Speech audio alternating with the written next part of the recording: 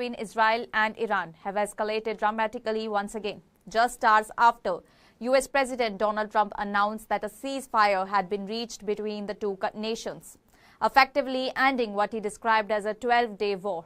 The ceasefire, brokered with the involvement of the United States of America, was intended to halt the exchange of missile fire and military operations that had engulfed both nations in a sharp and dangerous conflict. However, shortly after Trump's announcement, Israel officials claimed that Iran violated the agreement by launching missiles towards Israel territory, prompting an immediate and forceful military response. Israel Defense Minister Israel Katz declared that he had ordered the Israel Defense Forces to carry out high-intensity operations targeting regime infrastructure and military assets in Tehran. Katz shared that Iran's alleged missile launches represented a blatant breach of ceasefire terms and left Israel with no choice but to retaliate in accordance with the defense policy. He emphasized that Israel would respond with overwhelming force to any threat against its sovereignty and citizens. The Israel military confirmed that it had detected missile activity originating from Iranian territory and initiated interception procedures to neutralize incoming threats. In response to the Israel claims, Iran has denied launching any missiles after the ceasefire was announced. Iranian state television reported that no attacks had been carried out and reaffirmed that Tehran's position was to halt military action only if Israel ceased its bombing campaign.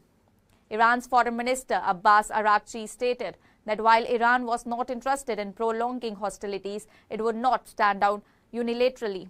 He added that Tehran was willing to respect the ceasefire, provided that Israel halted its airstrikes and military incursions. Earlier in the day, US President Donald Trump took to his social media platform Truth Social to announce that the ceasefire had officially gone into effect. Urging both sides to uphold the agreement, he wrote, "The ceasefire is now in effect. Please do not violate it." Trump's announcement was echoed by Israel Prime Minister Benjamin Netanyahu, who confirmed that Israel had achieved its strategic objectives through the recent operations and had agreed to the ceasefire in full coordination with the United States of America.